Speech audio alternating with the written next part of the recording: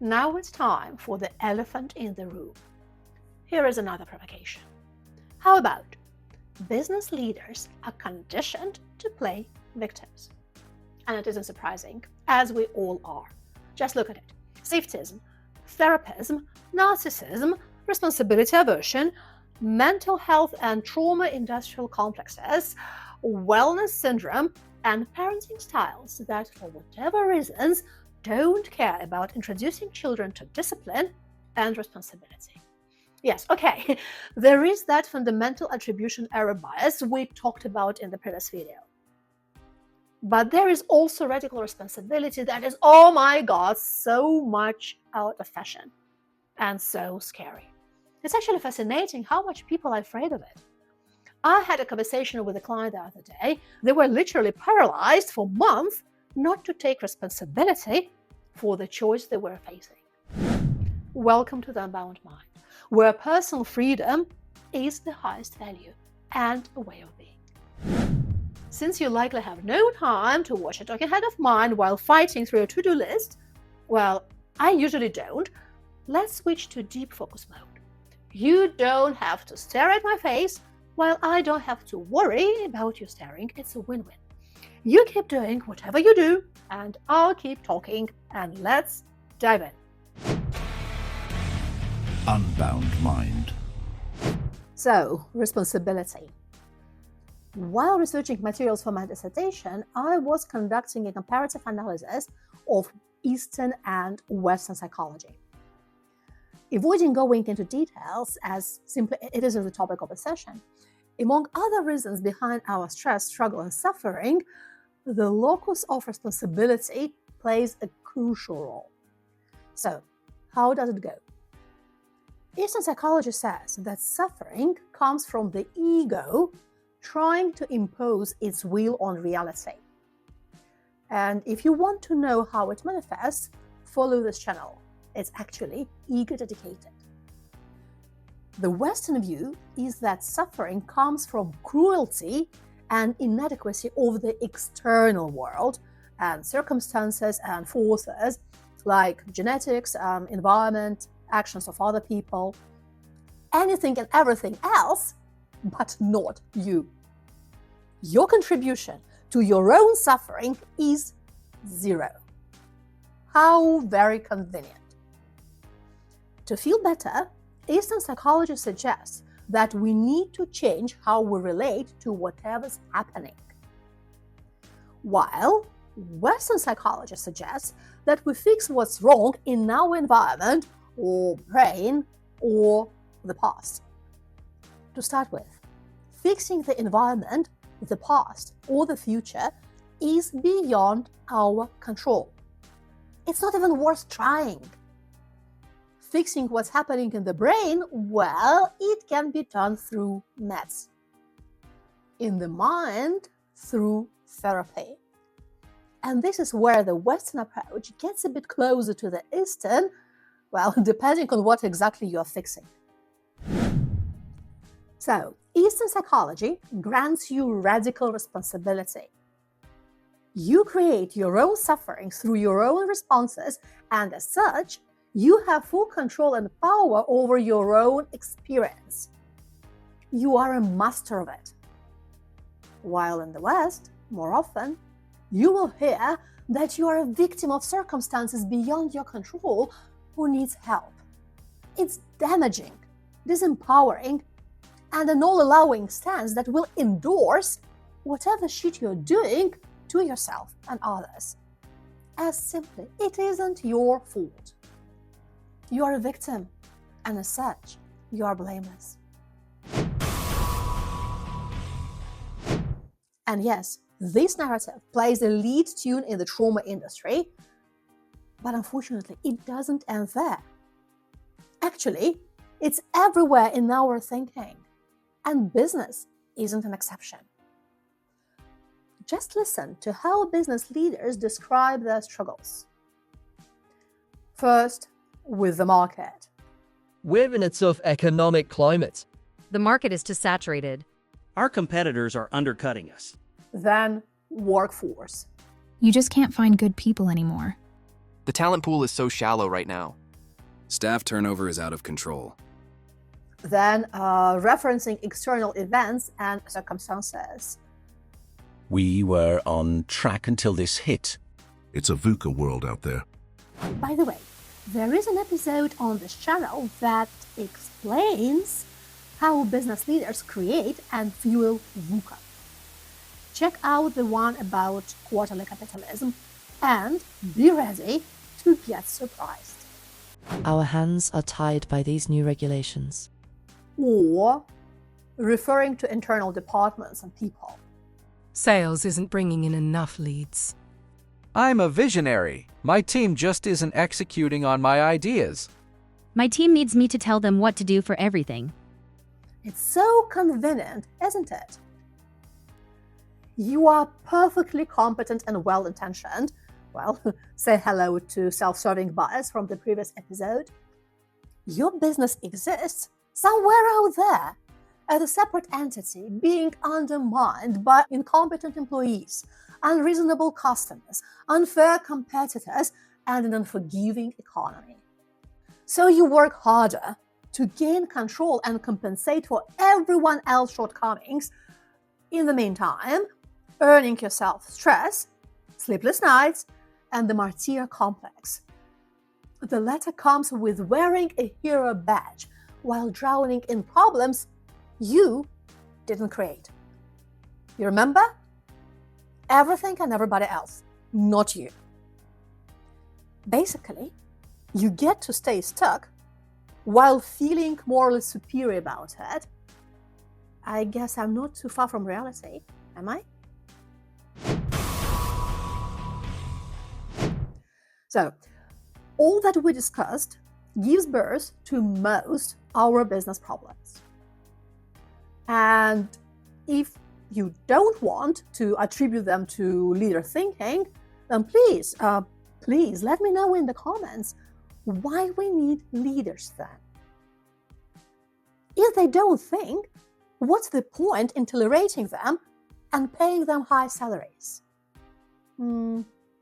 Probably because high salaries pay for the status, not thinking. So, thinking that comes with a status, we own it. And thinking that creates problems, well, no thank you. This isn't mine. Well, just saying. Now, let's dissect the famous "my business is stuck" thing. And as for business culture, we will cover it in our next conversation. Well, business performance, whether thriving or dying, stems from psychological patterns and biases. Up till this moment, this channel has been entirely focused on explaining the reasons behind flawed thinking that is excelling at screwing people and operations. All right, let's go through the main complaints. The first one, mental clarity, or more often, lack of thereof. So, what they say. I'm juggling so many balls right now, I don't know where to even begin.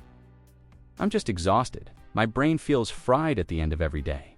I can't focus on anything. I keep getting pulled in a million different directions. And now, let me translate. I don't do strategic thinking. I can't prioritize because I am too insecure to make hard choices. And I refuse to delegate because I don't trust anyone, including myself. I opt for best practices instead of thinking for myself because it's easier. It had been already trusted, that's why they're best practices, right? And my entire identity, and bonus for that matter, depends on being indispensable and hitting short-term numbers. And this is exactly what I do. And this is exactly what I try to do. The next one, decision-making and problem-solving. So, what do you hear they say? There's no clear path forward. I have to approve every little thing around here. We've tried everything and nothing is working. The market is too uncertain to make a solid decision. And now, let me translate. I'm terrified of being seen weak or wrong. My insecurities that I hide, obviously not that well, demands I control everything because delegation feels like I'm losing power. I lack confidence in my own thinking.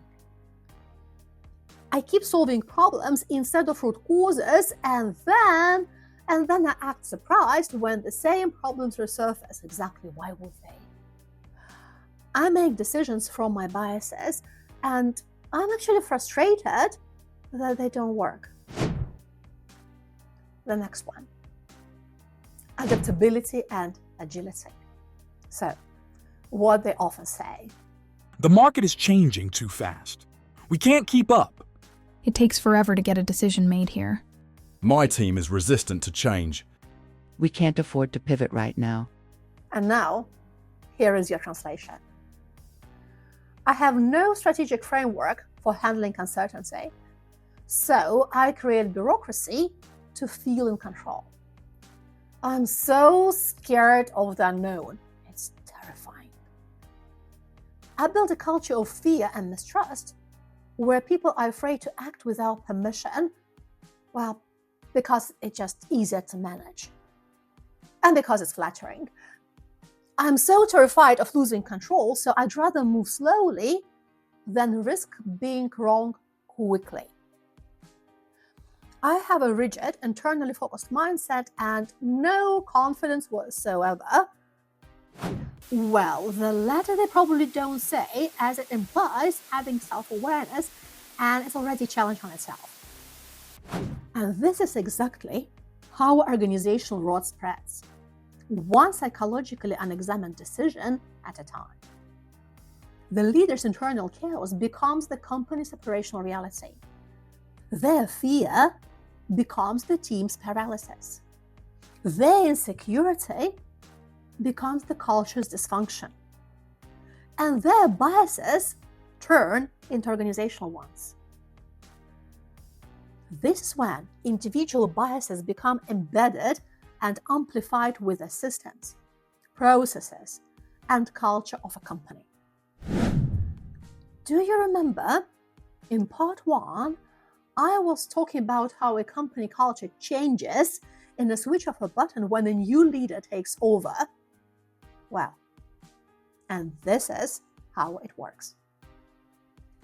A bias that might exist in one person can over time become a widespread practice or unwritten rule for an entire department or company.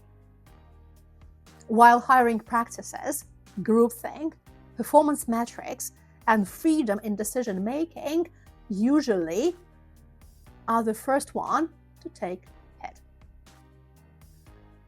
And then they wonder why throwing money at consultants, training programs, and process improvement never fixes the underlying problem.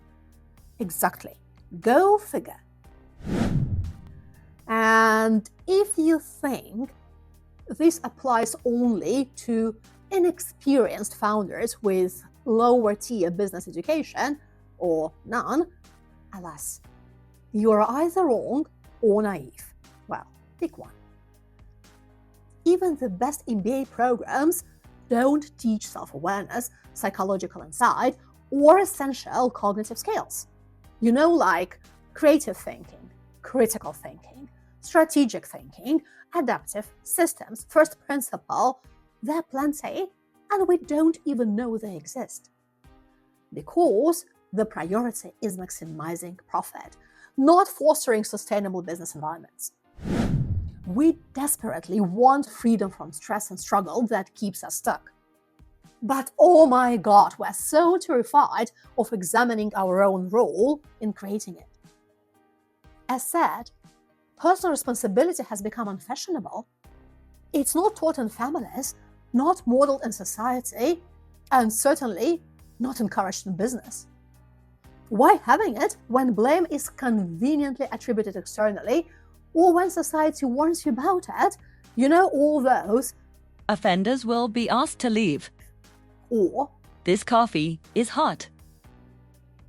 Yes, the society will warn you about it because your responsibility is non-existent. But unfortunately, often it gets noticed when it's already too late.